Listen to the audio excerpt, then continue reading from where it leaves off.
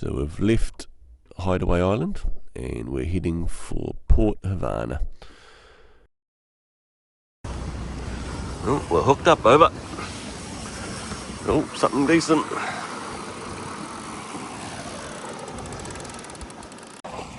That's the Barracuda. Damn it. So we're halfway to Havana Harbour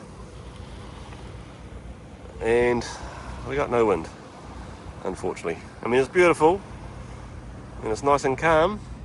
Oh, we've got a local boat there, ferry, calf type ferry, barge, whatever you want to call it. Anywho, yeah, we've got about a 4-hour passage to get up to Havana Harbour, which we're about halfway there. So we're going to chew through a bit of fuel, unfortunately, but hey, who cares when it's this beautiful.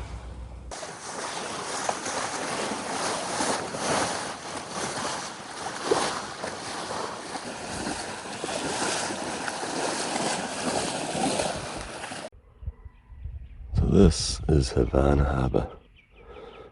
6 o'clock on a Sunday morning. Everything's beautifully quiet.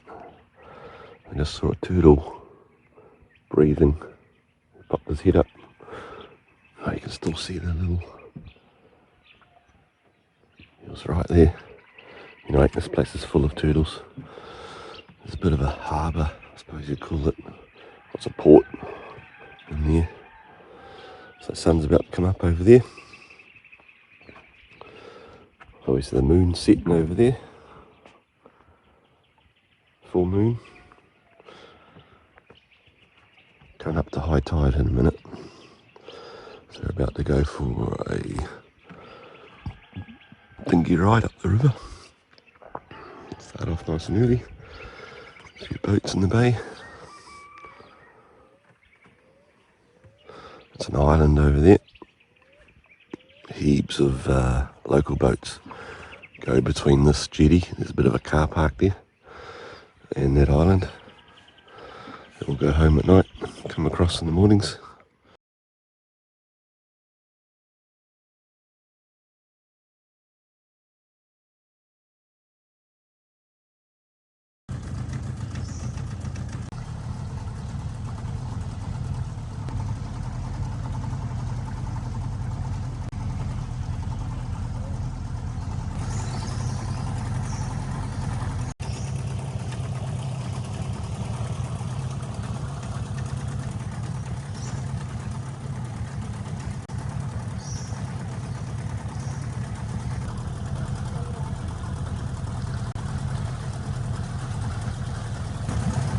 Well, I think we're starting to get to the top of it now.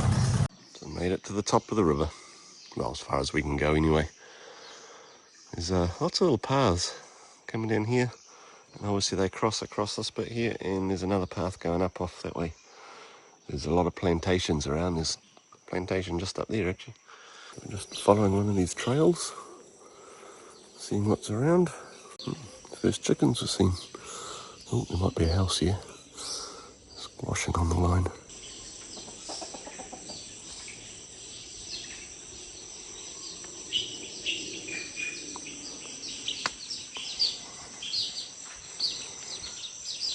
So that was someone's house. We'll leave them be. But they had chickens. So back to paddling down the river. Going with the flow.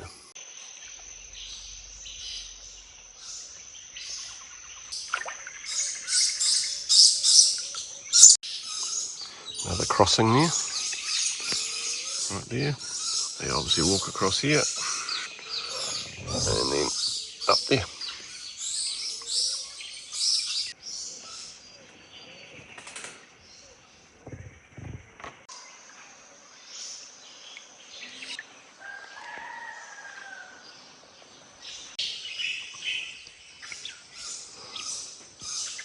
So we were just meandering down the river, enjoying the view, looking at this, what we thought was a swimming pool, when a young lady came and asked us if we want to join them for tea.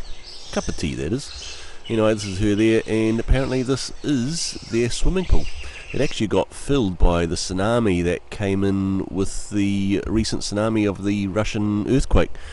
So it's a hard case that no one really felt it except these guys got their swimming pool a little bit flooded and a bit of silt built up in there. Kelly, there's some visitors there. Call them in and have some tea. So I apologise if I intrude. No, no, it was very nice of you to welcome us in. That's I'm great. a great believer. Early bird catches the first worm. So you were both already up and about. That's good. So Fran had one of their teas and it was lemongrass with butterfly pea flower, which has some sort of magical qualities about it. So with the tide going out in that stream, we'd been sitting on the deck for an hour and thought we'd better go, but before we did, he wanted to show us around. So this is like the main family room, the main sitting room. Yeah. So we normally, tradition, it's like in Fiji, we sit on the floor. Right. We don't have lounge chairs and... Yes. Yeah. And this is more like a family shrine. Yes. So they'd been making and stockpiling some pretty elaborate mats they'd been weaving. Yes. So that's a dining room. And then this is... Come this way, let me show you. Oh. Yeah, excellent oven. And let me show you this one. If you're coming back next time and you want to take a break from the yacht, this is the guest room. Oh, guest room. This is our guest room. Your house is huge. Man. So this is the guest room. If you... And this is what they call the bush kitchen. Do the outdoor cooking. What do you got? Is that chicken coop back there? Oh yeah. And through there, that's layers. You call them layers? Chicken layers? Yeah, chicken coop. Where they come in and do their eggs? Oh, you got lots of chicken. So I wish I could tell you their names, but the bit of paper I had all their details written down I'd lost by the time I made this video. But he was a descendant of a chief, and this used to be a chief's house. And this is your it's like the New Zealand honey. Lep? Yes, lap. Lep. Yes. Underground oven. I bought 30 of them, and then we lost 5. Yeah, but they were imported from New Caledonia. Bye.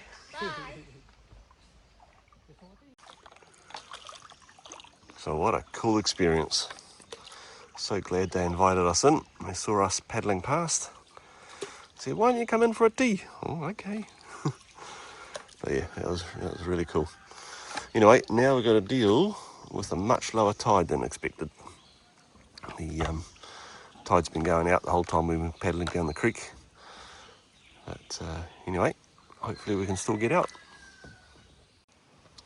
We're almost out.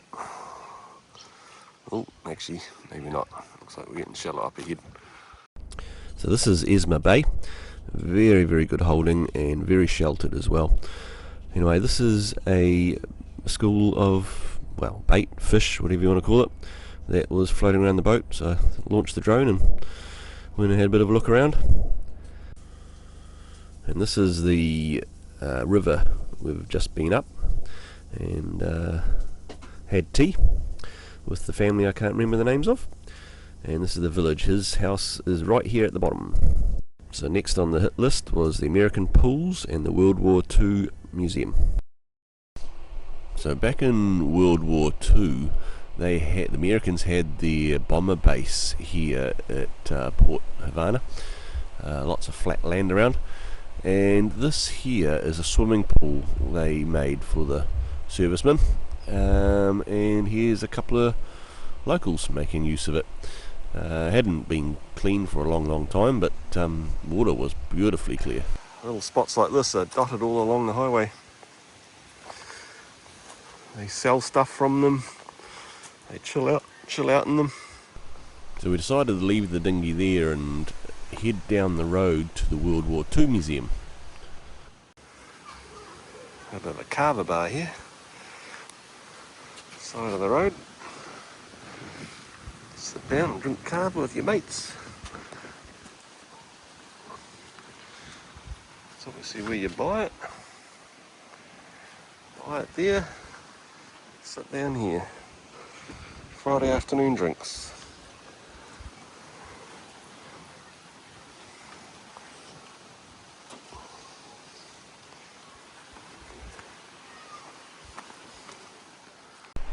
So we eventually made it to the World War II Museum, but it was closed. Being a Sunday, I suppose that was expected. So we figured we'd take a tiki tour up the top of Port Havana and see what it's like up there.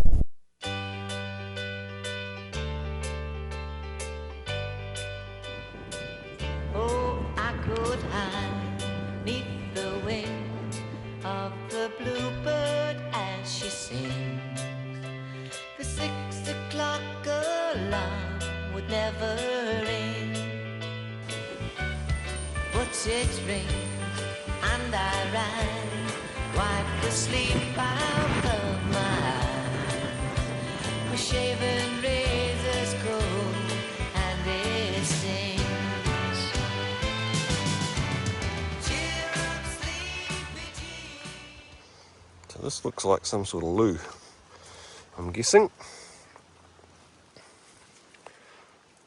Someone's got into a bit of trouble at some stage. Obviously they bring some sort of portaloo in here. But look how it's all tied. There's no nails or anything.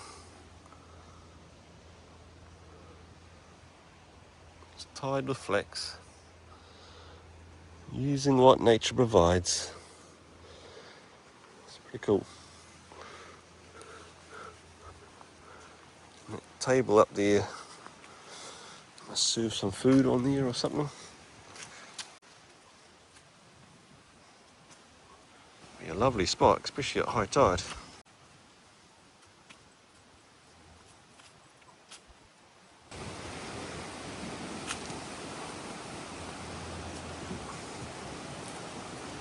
Oh, looks like friends made.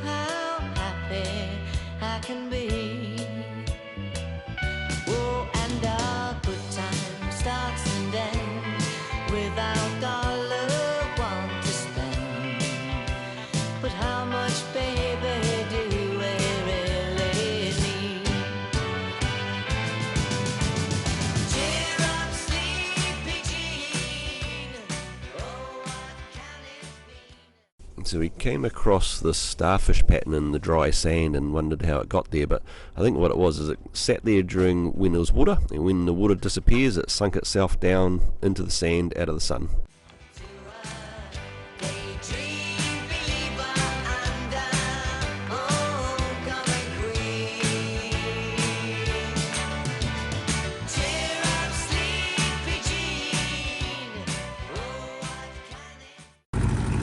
Cruising along, admiring this village. And my pretty missus. Then, boom! Oh, shitballs! What do we got here? So this is a 50-metre super yacht, well, once upon a time super yacht, called Blue Gold.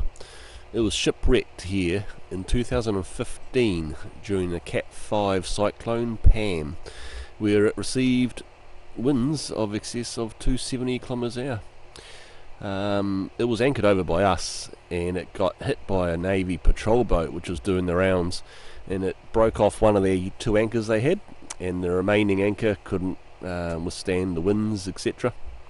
And yeah, broke or dragged free and went over to this bay and ended up on the rocks here.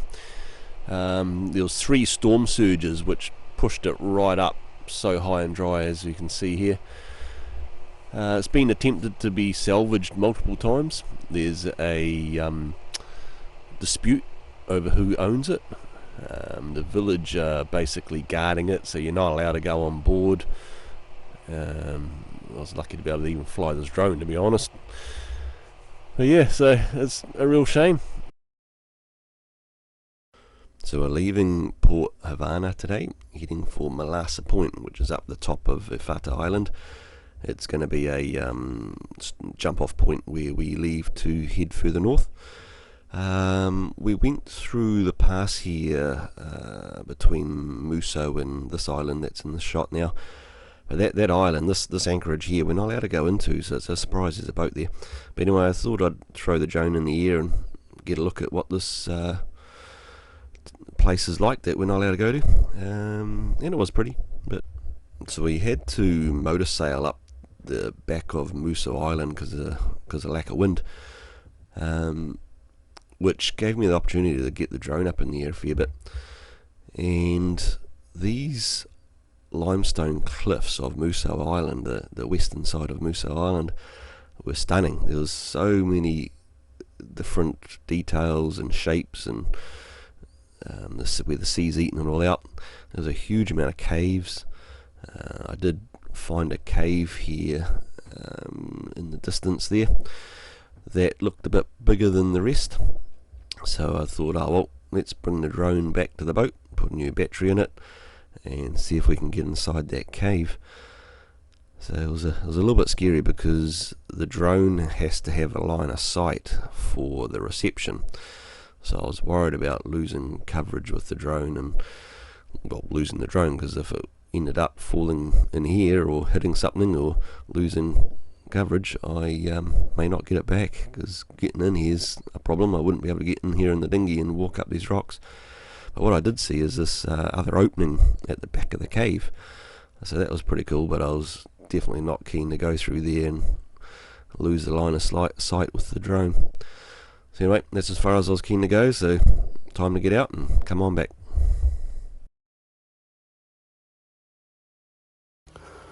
So here we are in Malasa Point Bay. It's right up the top of Havannah Island, which is the main island in Vanuatu, where the capital is, Port Vila. Anyway, she's a calm. Is that how you describe it? A calm morning. Got here yesterday afternoon. And this place is surrounded by turtles, so we don't have a lot of protection like we did at Havana Harbour, but yeah, it's quite a calm day, as you can see. Going to be heading north tomorrow. There's a bit of a system coming through, but looks like we're going to get some rain. It's already just started to spit, so it'd be nice to wash the boat down. Good to have some rain. It's been quite some time. But yeah, we quite often see turtles here. They just pop up, beside the boat, make a noise, you hear them breathe, and then there's a big splash, and they head back down again. So seen quite a few. So anyway, we were supposed to be going diving this morning, but I don't know if this rain is going to slow us down. But we'll see what the day brings. Oh, what's this stuff falling out of the sky? Been a long time since we've seen that. Give the boat a good wash, but so it's still heavily overcast, slight drizzle. Just get down here out of in the shelter of the solar panels. But yeah, geez, there's not a breath of wind. Be good if a turtle popped up right now. You see him easy. Anyway, we're just going to jump in the dinghy and go and see if we can find this Corsair plane. There's a bit of a dinghy ride into a lake that's via the mangroves. So let's have a look, see what we can find. So the drizzle / rain never let up, but we weren't going to let that dampen our spirits and keep us on the boat, so off we went.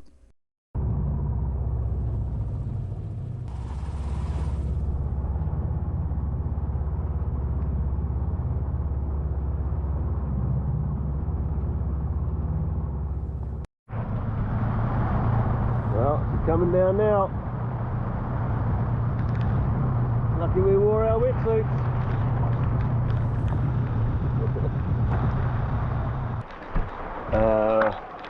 It's called a mangrove lake. Oh, the turtles come and hang out in it. It looks like it would be turtle country, but... So apart from getting wet, there wasn't much to do in that mangrove lake. So we got out of there and tried to find this Corsair plane. Well, I finally found the plane. Took about a quarter of an hour, 20 minutes. But here she is down here. I'll jump in the water, go and have a look. Getting in there, you can see it down there. Let's do this. So the Corsair is a World War II fighter bomber and widely considered the best of that war. It's known for its inverted gull wing design, which allowed for a large propeller, contributing to its impressive speed and manoeuvrability. The engine was a R2800 double wasp, producing 2,000 horsepower, and it was able to exceed 600 kilometers an hour. It was armed with 6 50 caliber M2 Browning machine guns and could carry bombs and rockets, making it effective in both the air-to-air and ground attack roles. A total of 12,500 Corsairs were making it one of the most produced fighter craft in aircraft history. It first saw combat in 1943 over Guadalcanal, and was known by the Japanese forces as the Whistling Death due to the high-pitched sound it would make during dives. The aircraft achieved an 11-to-1 kill ratio, showcasing its effectiveness in combat.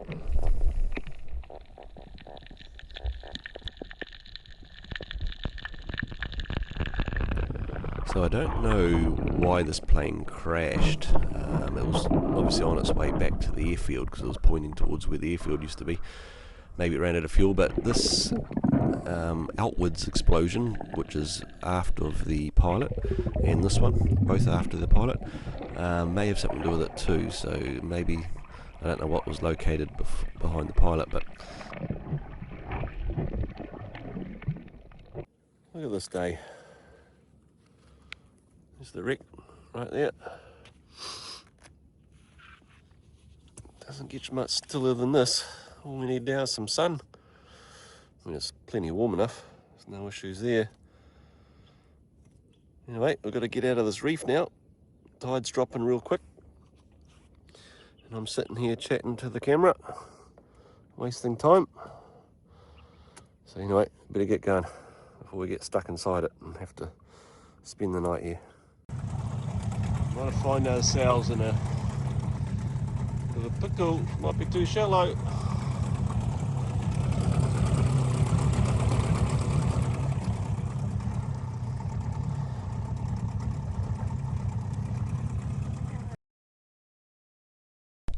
So we eventually made it out of the reef and found deeper water, and we thought we'd go and explore Moso Island. Turns out we found this wreck of a building, and turns out it is an island retreat designed to be an exclusive celebrity retreat back in 2005. It was to cost $45,000 per night, US dollars, but the project failed before it was fully completed. I couldn't find any further info than that, but it's a real shame to see it all go to waste. Couldn't someone have upkept it until they figured out something they could do with it? Who knows, but yeah, would have been a stunning place at some stage.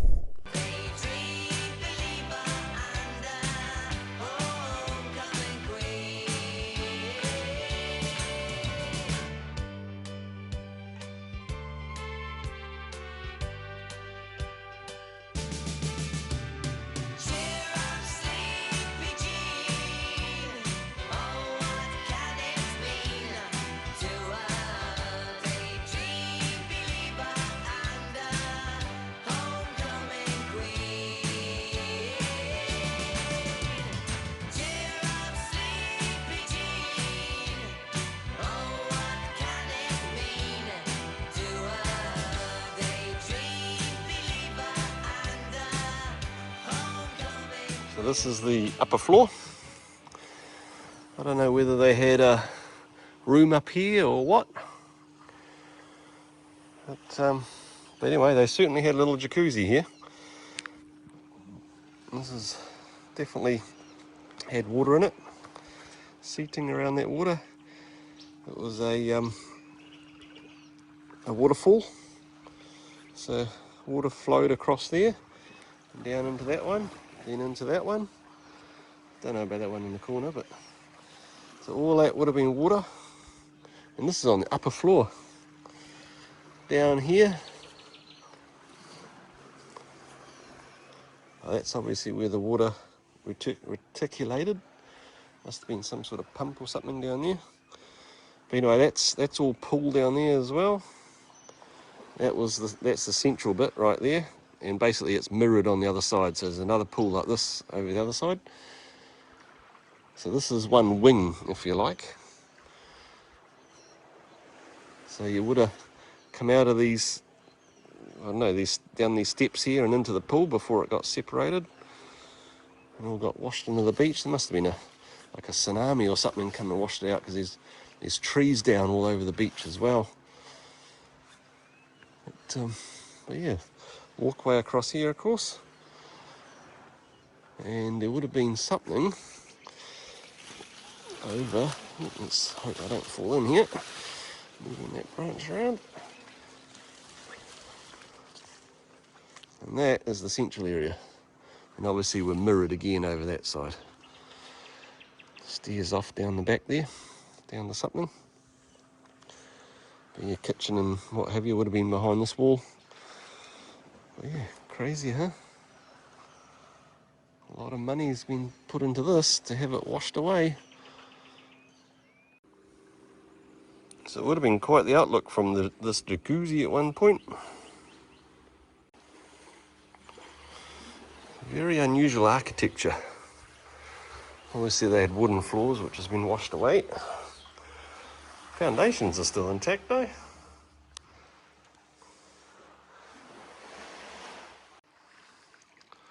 So here's the other side. This is what's mirrored to that side we were just on. Another jacuzzi up there.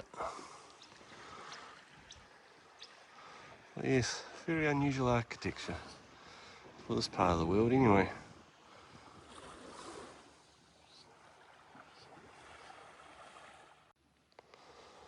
This is around the back now. Quite pretty.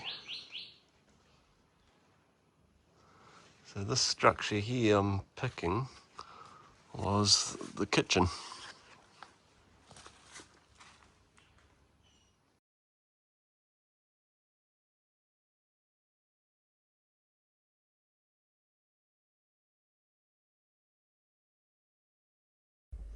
So the last thing on the hit list was Top Rock.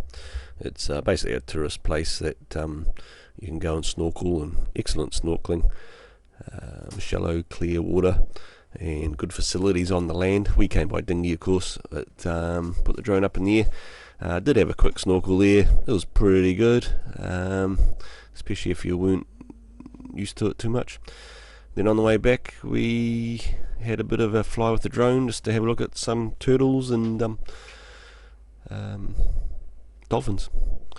So yeah, so it was pretty cool seeing them from there. So that's it for Havannah Island. Tomorrow we get up at 4 AM and head off for Malasa Island, which is about 80 miles north. Good weather window coming up, giving us a nice breeze up there. So hope you enjoyed, and see you in the next one.